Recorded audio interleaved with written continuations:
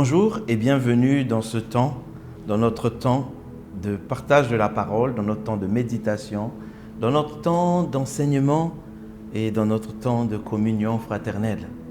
Je rends grâce à Dieu qui permet que nous puissions encore nous retrouver ce matin dans sa présence pour écouter et partager ensemble sa parole. Alors, je vais vous inviter à incliner la tête et à recommander ce temps entre les mains du Seigneur. Tendre Père, glorieux es-tu, tout-puissant es-tu. Nous te devons tout, dès la vie, dès le premier souffle. Nous te devons tout, Seigneur. Tu es Dieu et tu es roi. Tout en nous est à toi. Nous n'avons rien de nous, parce que tu es notre Dieu, tu es notre propriétaire, tu es notre Seigneur. Nous te rendons grâce pour ton amour et tes bontés à notre égard. Nous qui ne méritons même pas d'être appelés enfants de Dieu, mais tu nous as pris et tu nous as appelés enfants de Dieu. Ce matin encore, tu nous donnes ta vie à mon frère et à ma sœur ainsi qu'à moi-même et tu nous invites à nous connecter. Glorieux sois-tu. Merci Jésus pour le sang versé à la croix et pour le sacrifice de ta vie pour nous. Et nous te rendons grâce parce que c'est par toi que nous vivons. Glorieux Saint-Esprit, nous t'invitons maintenant à prendre le contrôle de ce temps, à parler, à nous enseigner, car le mandat de l'enseignement a été transféré à toi. Il est écrit, tu nous enseigneras toutes choses. Alors parle, éclaire, illumine. Illumine Seigneur, montre le chemin. Ô Esprit, montre le chemin. Nous te recommandons ce temps dans le nom de Jésus. Amen. Alors soyez les bienvenus encore une fois de plus. Je rends grâce à Dieu pour vos vies. Je bénis le Seigneur pour vos vies, pour vos pasteurs. Je rends grâce à Dieu pour vos maisons, pour vos familles. Que le Seigneur vous fasse beaucoup de bien pour votre fidélité à ce programme et pour vous qui travaillez avec nous au partage de la parole de Dieu, à transférer la parole de Dieu pour que beaucoup soient édifiés. Nous recevons des témoignages, nous bénissons le Seigneur Jésus-Christ pour tout ce qu'il fait.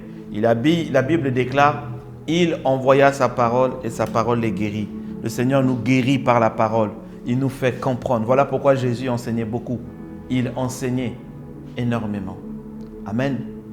Alors je rends grâce à Dieu aussi pour la vie de toutes les personnes qui travaillent à la réalisation de ce programme. Je bénis le Seigneur pour leur fidélité. Je bénis le Seigneur pour tout ce qu'ils font. Gloire soit rendue à Dieu. Gloire soit rendue à Dieu. Merci. Alors, je bénis Dieu qui me permet d'être avec vous aussi. C'est une grâce, une joie que d'être avec vous. Aujourd'hui, nous allons poursuivre. Alors, depuis le début de l'année, nous parlons de la foi. Maintenant, mon frère, ma sœur, il faut que ta foi grandisse. Il faut que ta foi grandisse. Nous savons que le Seigneur Jésus nous a donné une vie de grâce. Vraiment, il est mort à la croix pour nous avec l'une des morts les plus horribles, avec une grande signification spirituelle. Un grand sacrifice afin que toi tu ne puisses plus vivre comme ça, afin que je ne puisse plus vivre dans la douleur. Le Seigneur a tout fait pour nous et il nous a donné la vie et il nous a fait rentrer dans ce qu'on appelle la grâce. La grâce, c'est parce qu'on parle de la grâce, il faut le dire dans son bon mot. Il nous a fait rentrer dans une saison de faveur que nous ne méritons pas. Il nous a fait rentrer dans une saison où il n'y a plus de souffrance. Mais quand nous voyons la vie de certains chrétiens, nous avons l'impression qu'ils ne sont pas dans la grâce. Beaucoup n'ont pas compris comment cela fonctionne et beaucoup souffrent malheureusement. Voilà pourquoi le Seigneur nous a dit, pour que la grâce soit saisie, la Bible déclare que la grâce se saisit par le moyen de la foi. Et beaucoup n'arrivent pas. Jésus a dit, quand je reviendrai, trouverai-je la foi? Trouverai-je la foi? Est-ce que les gens continueront à croire? Parce que parmi les trois choses qui demeurent, il y a la foi, il y a l'amour, l'espérance, la foi et l'espérance. L'amour, la foi et l'espérance. Et le Seigneur nous a dit que nous devons grandir dans la foi. Nous devons bâtir une foi forte et une foi solide.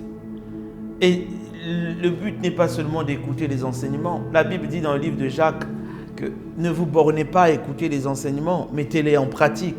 C'est-à-dire que tout ce que le Seigneur a commencé à nous enseigner sur la foi, en nous expliquant pourquoi la foi ne tient pas.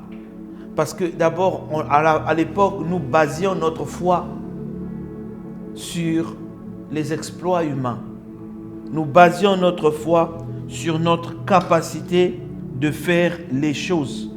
Nous basions notre foi sur le fait que j'ai beaucoup prié. Maintenant, je pense que je crois que ça va se faire. Non. La foi est d'abord basée sur l'amour de Dieu. La Bible dit, Dieu a tant aimé qu'il a donné afin qu'on croie.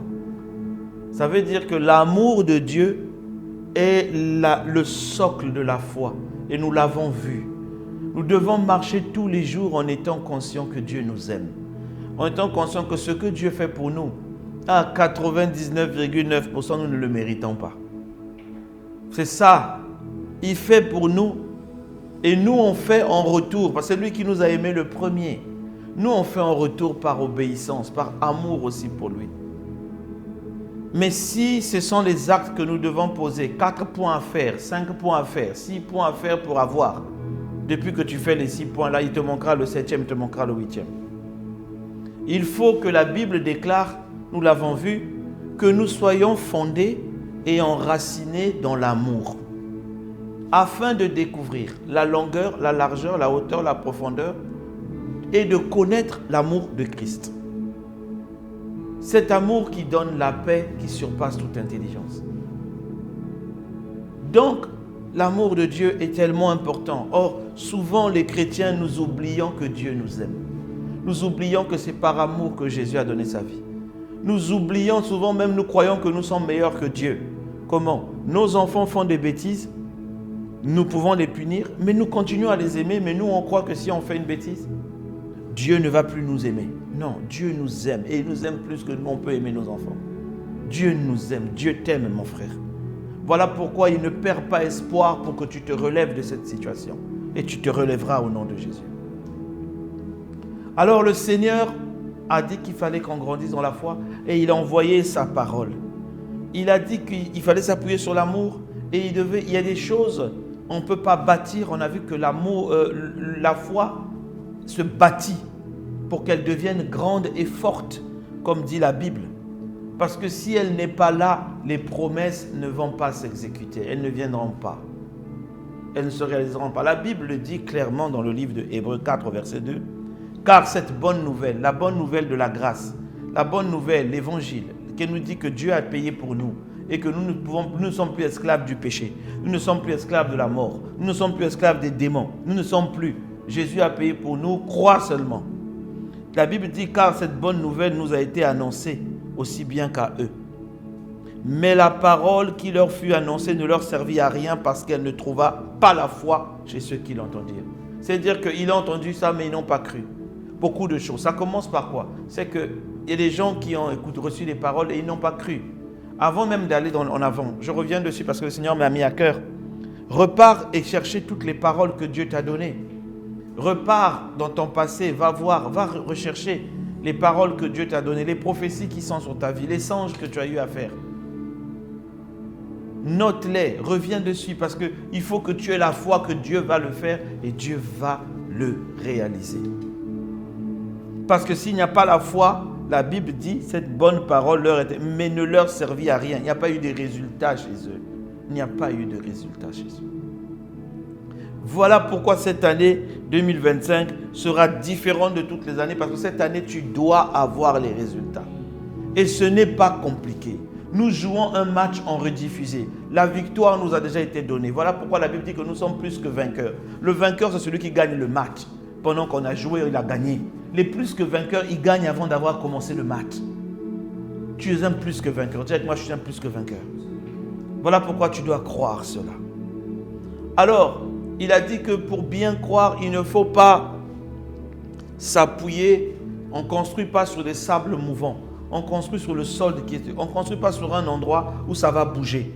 Et souvent, c'est ça qui fait que la foi commence et la foi s'arrête. La foi commence, la foi s'arrête. La foi commence, s'arrête. Elle faiblit plus précisément. Et le doute s'installe. Et les sables mouvants, les mauvais sables, les mauvais comportements, les mauvaises attitudes que Dieu n'apprécie pas dans la foi, c'est par exemple le doute. Dieu n'aime pas qu'on doute. Douter veut dire abandonner. Douter veut dire à Dieu, Seigneur. Alors, quand le doute veut s'installer, on doit s'appuyer sur l'amour de Dieu. Quand le doute veut s'installer, on doit rappeler, on doit parler et dire que Dieu l'a fait et Dieu va le faire. Il n'est pas un homme pour mentir, ni un fils d'homme pour se repentir. Nous passons notre temps à dire des paroles négatives. Ah, c'est vraiment, est-ce que ça va même se faire? Alors, non. Mettons, la Bible dit la foi, nous avons reçu le même esprit de foi. Il est écrit, j'ai cru et j'ai parlé. Donc, c'est dit que quand tu crois, il faut dire cela. Quand tu crois, il faut déclarer cela. Il faut dire Dieu l'a dit et Dieu va le faire. Amen. C'est comme ça que tu vas voir les choses se réaliser. Je ne viens pas ici pour vous enseigner à seulement recevoir les paroles prophétiques. Non. Vous devez comprendre. Vous connaîtrez la vérité. Vous la comprendrez. Vous la gnosco. Ça veut dire vous apprendrez à comprendre comment ça marche. Et vous verrez que ça va changer tous les domaines de vos vies. Alors nous avons parlé du doute. Et quand nous avons abordé le doute, nous avons parlé des choses là, ces choses-là qui peuvent emmener le doute. Par exemple, lorsque nous regardons beaucoup aux choses extérieures. Quand nous regardons beaucoup aux choses extérieures, nous doutons. Au lieu de regarder à la parole. Et quand le temps passe, le temps nous emmène aussi à douter. Imaginez la combinaison où la promesse dure à arriver et rajouter à cela tout ce que tu vois autour de toi n'est pas ce que Dieu t'avait dit. Ça emmène le doute. Mais c'est là où il faut tenir ferme. Et le Seigneur honore toujours la foi. Parce que la foi vient de la parole. Deuxième point que nous avons vu, ce sont les sables mouvants. Les sables mouvants de les désinquiétudes. Ne vous inquiétez de rien parce que les inquiétudes sont dangereuses. Quand tu commences à t'inquiéter, ça va attaquer ta foi. Et le Seigneur nous a parlé de l'inquiétude, c'est l'état émotionnel que nous vivons, dans lequel nous pensons que les choses, comme ça ne change pas, on commence à s'inquiéter. Et le Seigneur a expliqué comment les inquiétudes détruisent la foi. Et toi, tu es championne des inquiétudes. Et le monde veut que tu t'inquiètes. Satan veut que tu t'inquiètes. Combien de fois Jésus a dit dans la parole, ne vous inquiétez de rien. Nous l'avons vu que plus de 365 fois, il est écrit dans la Bible, ne vous inquiétez pas, n'ayez pas peur. Tout ça, c'est pour chaque jour. Pour que tous les jours, tu saches que je ne dois pas m'inquiéter. Je ne dois pas m'inquiéter. Si déjà tu respires, le Seigneur a dit, la vie est plus grande que tout sur cette terre. Pour nous. Alors que déjà tu respires, ça veut dire que tout le reste, Dieu va prendre soin de toi parce qu'il n'est pas immoral, il n'est pas immature. Il sait que si tu vis, il doit te nourrir, il doit t'habiller, il doit le faire. Alors ne t'inquiète pas, dis-le lui. C'est lui qui a des projets pour toi, ne t'inquiète pas. Dis-lui seulement, Seigneur, conduis-moi dans tes projets. Et on a parlé de la différence entre s'inquiéter et réfléchir. Réfléchir, s'inquiéter, c'est comment ça va arriver?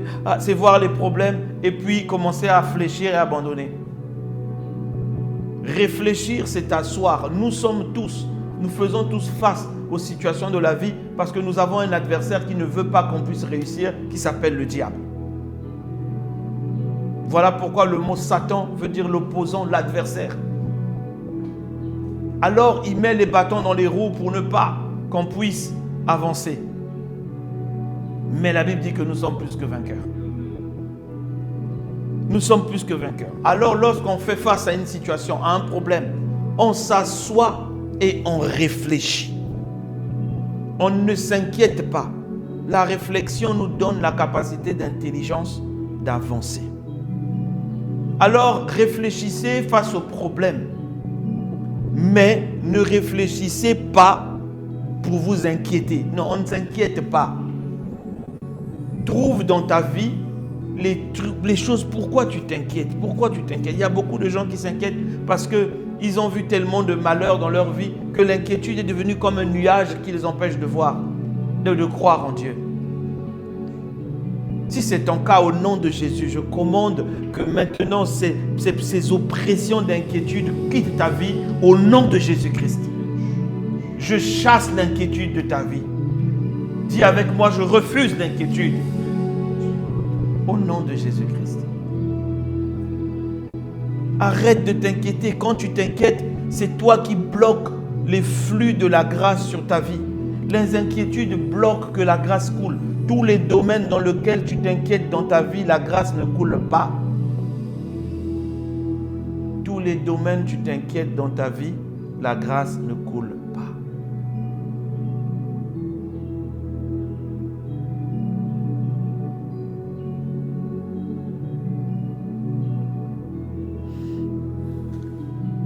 Alors aujourd'hui, nous allons avancer. Nous allons peut-être qu'introduire. Il ne nous reste pas beaucoup de temps. C'était important de refaire un peu ce récap pour qu'on puisse comprendre. Alors, la Bible nous dit qu'il est important d'avoir la foi, mais surtout Dieu veut maintenant que nous quittons l'étape de savoir que c'est important d'avoir la foi, mais de rentrer dans l'étape de construire la foi forte. En s'appuyant sur l'amour, en chassant l'inquiétude et le doute. Mais il y a un troisième point qui est important de savoir sur la foi. Un quatrième même. La Bible dit, dans le livre de Marc 11 toujours, verset 22, Jésus prit la parole et leur dit, ayez foi en Dieu. Il dit, croyez en Dieu. Ekopististeos. Je vous le dis en vérité, si quelqu'un dit à cette montagne, ôte-toi de là. Jette-toi dans la mer. Je m'arrête là. Combien de fois tu dis à la montagne de sauter de là? Ça me vient là, je m'arrête. Ce n'est pas le point, mais combien de fois tu te lèves le matin et tu parles aux montagnes de ta vie et tu leur dis quitte? Combien de fois? Tu es en train de t'inquiéter, à dire que la montagne est là. Jésus t'a dit parle à la montagne pour qu'elle quitte. Combien de fois tu le fais? Bon, je ne sais pas, mais je ne sais pas dans le message. Tu parles souvent des problèmes. Tu parles de la montagne. Tu parles beaucoup des problèmes et tu parles de la montagne. Regardez la situation qui m'est arrivée. Regardez la situation que je travaille. Regardez la situation que... Mais combien de fois tu t'es levé au nom de Jésus? Je parle à cette situation. Tu quittes de ma vie. Je te chasse de ma vie. Je t'enlève de ma vie. Que tous ceux qui sont derrière cette situation tombent au nom de Jésus-Christ. Cette montagne, tu ne m'arrêteras pas. La Bible dit, qui dit à cette montagne, même pas à toutes, à 7. Donc tu choisis la montagne qui est devant toi, tu la fais sauter. Tu avances, tu choisis d'autres montagnes, tu la fais sauter. Mais les gens ne parlent pas à leur montagne. Ils parlent de leur montagne. Mais ils ne parlent pas à leur montagne. Jésus a dit, si tu dis à cette montagne, ôte-toi de là et jette-toi dans la mer. Montagne, c'est tous les obstacles, c'est toutes les choses qui se dressent devant toi. C'est toute forme d'adversité, c'est tous les problèmes que tu peux rencontrer. Parle à la montagne, parle à la maladie, parle au chômage, parle à la pauvreté, parle aux adversaires, parle-les. Parle-leur. Tu parles de tes problèmes tous les jours, mais chaque fois que tu parles, la parole est créatrice, tu leur donnes de la force. Commence à les menacer. Tu n'as pas besoin d'aller devant eux humainement parlant. De ta chambre, parle. La parole est invisible et elle se propage. Dis à la montagne, je ne veux plus de toi dans ma vie, tu quittes ma vie. Que ce soit un péché, que ce soit quoi. Parle à la montagne. Oh Seigneur. Bon, avançons. Il dit, si tu dis à cette montagne, ôte-toi de là et jette-toi dans la mer. S'il ne doute point dans son cœur, mais qu'il croit que ce qu'il a dit arrive, il le verra s'accomplir. S'il ne doute point dans son cœur. Jésus n'a pas dit simplement s'il ne doute point. Il dit s'il ne doute point dans son cœur. On va comprendre pourquoi quand on va lire Romains 10, à partir du verset 10. La Bible dit, au verset 9, Romains 10, 9 dit, si tu confesses de ta bouche que le Seigneur Jésus-Christ Et Seigneur, si tu crois dans ton cœur, tu seras sauvé. Bref, après, au verset 10, on dit, car c'est en croyant du cœur qu'on parvient à la justice, que la justice s'établit, que les vraies choses descendent. Et c'est en confessant de la bouche qu'on parvient au salut, que la liberté apparaît. Selon qu'il est écrit, quiconque croit en lui ne sera pas confus. En croyant du cœur. C'est en croyant du cœur. Aujourd'hui, nous allons juste introduire croire du cœur. Vous voyez, il n'a pas dit c'est en croyant à ce que tu vois à l'extérieur. Voilà pourquoi la Bible parle souvent de marcher, ne marchez pas par la vue, mais marchez par la foi. Parce qu'on ne croit pas parce qu'on voit des choses dehors. Ça, c'est l'étape des bébés. Ils virent des miracles et ils crurent.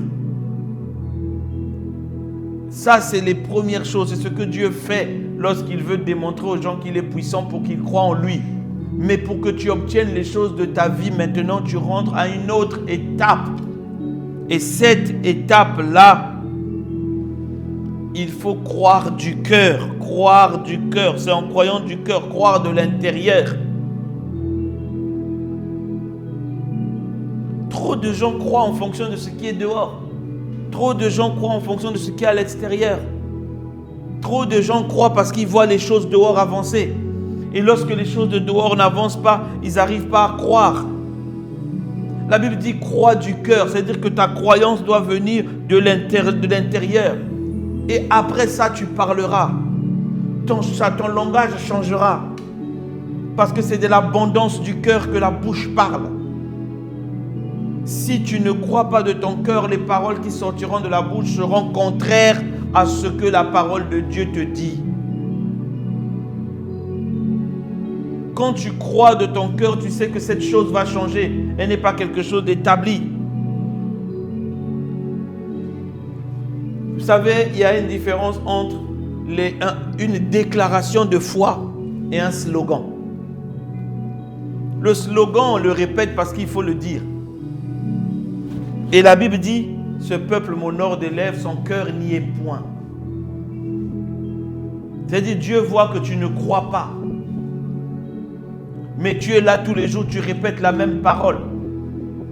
Non, même quand je dis 2025, c'est mon année où Dieu me conduit dans la grâce par son esprit. Je le crois, c'est l'année où Dieu me conduit dans la grâce par son esprit. Je veux voir la conduite. Je dis au Seigneur, conduis-moi dans la grâce.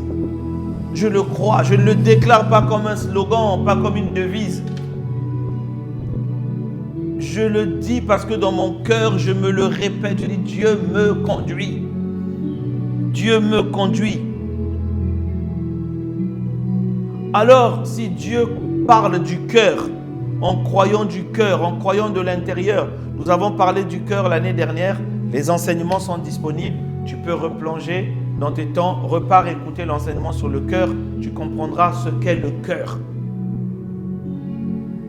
Alors, le thermomètre du cœur, pour voir si le cœur est en bon état, dans le monde, on va voir le cardiologue.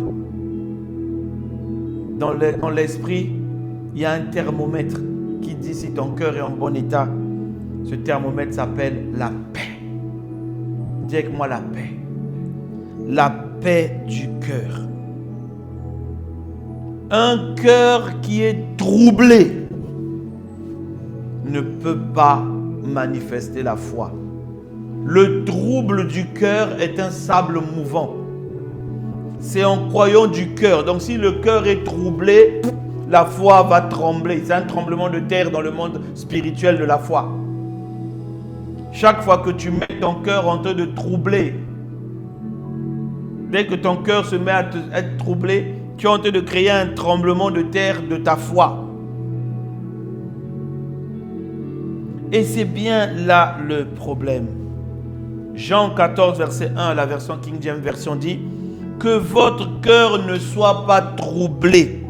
Croyez en Dieu et croyez en moi. » Vous voyez, que le cœur ne soit pas troublé. Parce qu'il est troublé, vous n'allez pas croire. c'est lorsque vous croyez que votre cœur demeure en paix. Et la paix du cœur vous donne la force de croire.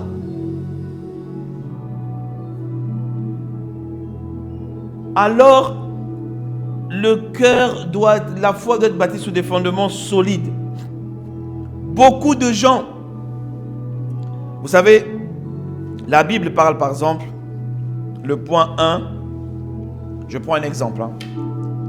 1, c'est lève-toi le matin. 2, prends le transport. 3, arrive au bureau. 4, travaille. La Bible va vous dire, si tu ne te lèves pas le matin, tu ne pourras pas travailler. C'est vrai, il a fait 1 à 4, mais au milieu, il y a 2, 3. Il y a un lien important entre la foi et la grâce. On l'a déjà vu, parce que c'est la foi qui saisit la grâce. Mais il y a un lien important entre la paix et la grâce. Au milieu là, la paix donne la foi. La foi saisit la grâce. Donc, si tu manques de paix de cœur, tu ne peux pas saisir la grâce. Ça va emmener le trouble, les inquiétudes, les doutes, tout.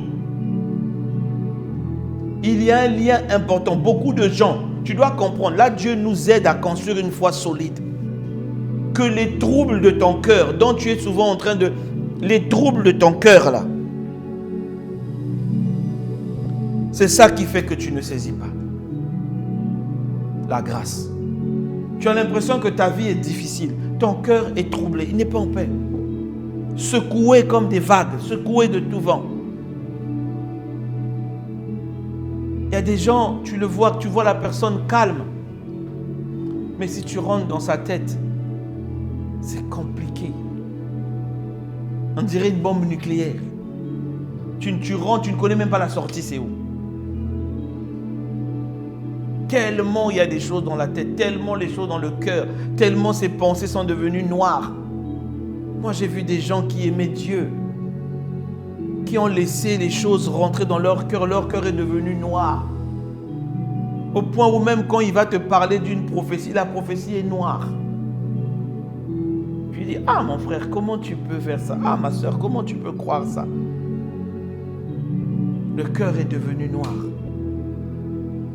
Mais la foi ne peut pas se développer dans un cœur comme ça.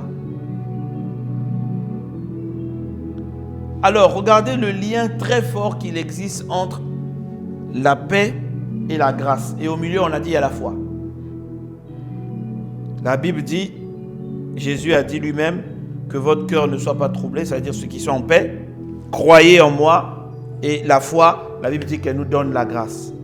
Maintenant, regardez tous les liens que Dieu explique entre la grâce et la paix et la grâce. Romains 5, verset 1.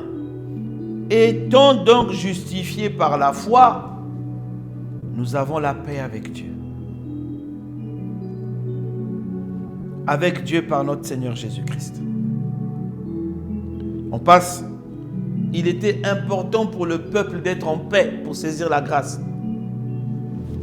1 Corinthiens 1, verset 2 à 3. À l'église de Corinthe, à ceux qui sont sanctifiés en Jésus-Christ, appelés à être saints, et à tous ceux qui invoquent en quelque lieu que ce soit le nom de notre Seigneur Jésus-Christ, le Seigneur leur Seigneur et le nôtre, que la grâce et la paix vous soient données de la part de Dieu notre Père et Seigneur Jésus-Christ. Grâce et paix. 2 Corinthiens 1, verset 1 à 2. Paul, apôtre de Jésus-Christ, par la volonté de notre frère Timothée, à l'église de Dieu de Corinthe et à tous les saints qui sont dans toute l'Achaïe. Que la grâce et la paix vous soient données de la part de notre Père et Seigneur Jésus-Christ. Et du Seigneur Jésus-Christ. Romains 1, 7. À tous ceux qui sont à Rome, sont bien-aimés de Dieu, appelés à être saints. Que la grâce et la paix vous soient données de la part de Dieu notre Père et du Seigneur Jésus-Christ. Éphésiens 1, verset 1 à 2. Paul, apôtre de Jésus-Christ, par la volonté de Dieu, aux saints qui sont à Éphèse et fidèles de Jésus-Christ, que la grâce et la paix vous soit donnée de la part de notre Dieu. Philippiens 1, verset 1, 2, Timothée, Paul et Timothée, serviteurs de Jésus-Christ, à tous les saints en Jésus-Christ qui sont à Philippe, aux évêques et aux diacres, que la grâce et la paix vous soient données de la part de notre Seigneur Jésus-Christ. Vous voyez, je peux continuer à en lire 2 Pierre 1, verset 5. Simon Pierre, serviteur et apôtre de Jésus-Christ, à ceux qui ont reçu en partage une foi du même prix que la nôtre, par la justice de notre Dieu et Sauveur Jésus-Christ, que la grâce et la paix vous soient multipliées par la connaissance de Dieu. Vous voyez, beaucoup ne vivent pas la grâce parce qu'ils manquent de paix. Ils manquent de paix. Nous allons nous arrêter là pour aujourd'hui. Je vais terminer avec quelque chose. Le Seigneur Jésus, avant de partir, il a dit: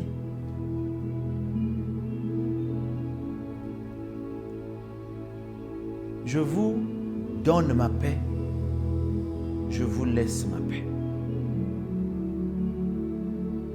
Je ne vous la laisse pas comme le monde la laisse.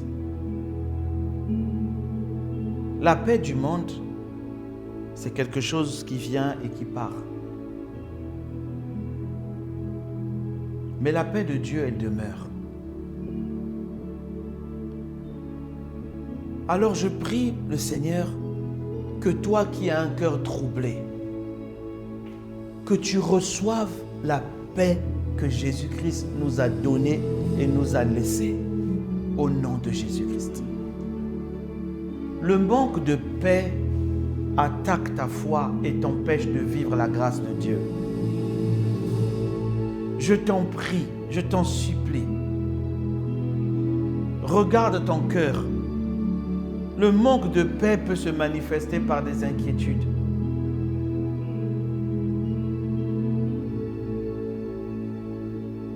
Le manque de paix t'empêche de saisir. Il faut que tu refuses ça. Nous allons poursuivre la prochaine fois pour bien expliquer ce que le manque de paix fait et même jusqu'à rendre malade.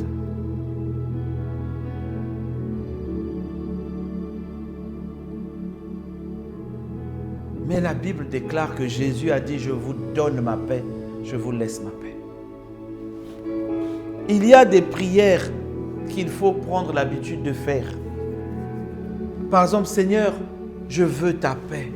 Je reçois ta paix. Si tu as dit que tu m'as donné la paix, je veux recevoir ta paix. Que tout ce qui trouble mon cœur se taise au nom de Jésus-Christ. J'ai la paix de Dieu et la grâce coule sur ma vie. Je prie dans le nom puissant de Jésus-Christ. Ô Dieu d'amour, s'il est vrai que tu as dit: je vous donne ma paix, je vous laisse ma paix. Je prie pour mon frère et pour ma sœur.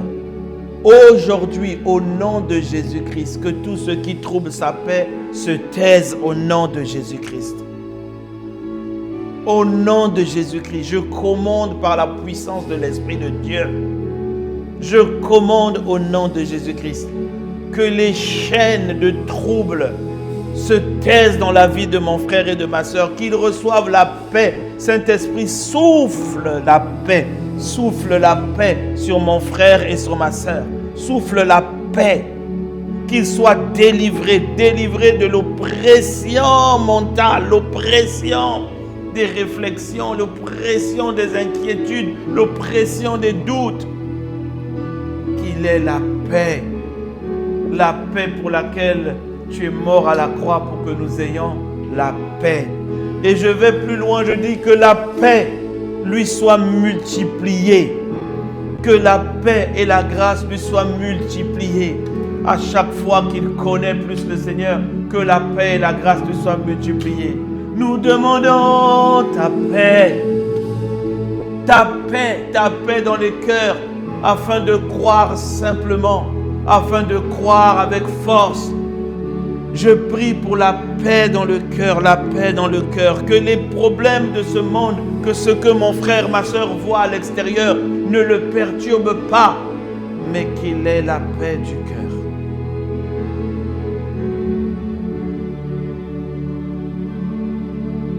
Mon frère, demande la paix au Seigneur. Demande la paix. Nous allons nous arrêter là au nom de Jésus-Christ. Amen. Que Dieu vous bénisse, vraiment qu'il vous donne sa paix. Que vous la recevez. Dites, je reçois la paix de Dieu. La vie et la mort sont au pouvoir de la langue. Dites, je reçois la paix de Dieu. Que ce qui te trouble arrête de te troubler. Nous avons prié. Amen. Que Dieu vous bénisse.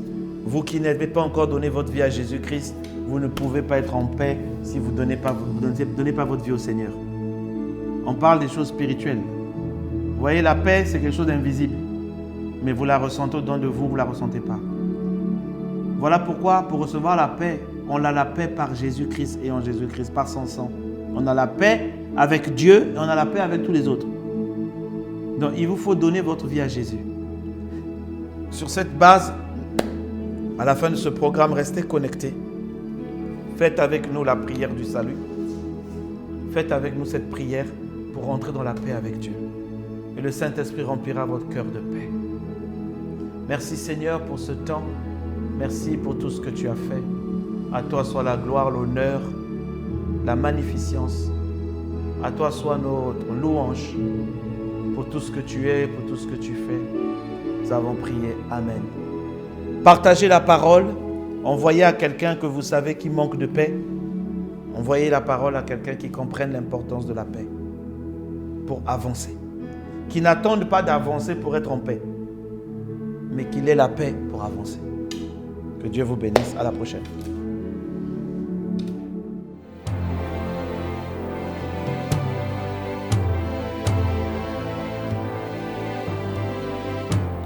Ô Seigneur Dieu, je crois en ton Fils Jésus-Christ. Je crois qu'il est mort pour moi et que Dieu l'a ressuscité d'entre les morts. Je confesse de ma bouche que Jésus-Christ est le Seigneur de ma vie. Dès maintenant et pour toujours. Je donne ma vie à Jésus-Christ dès aujourd'hui et j'ouvre mon cœur par la foi et reçois le salut.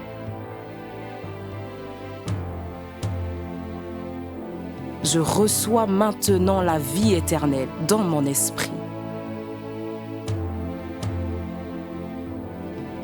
Merci Seigneur d'écouter ma prière. Mes péchés ont été lavés par le sang de Jésus.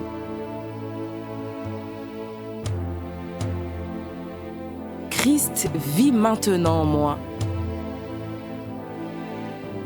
Et je suis libre. Je suis sauvé. Je suis né de nouveau. Et dès aujourd'hui, je marche en ayant conscience de ma nouvelle vie en Jésus-Christ. Amen.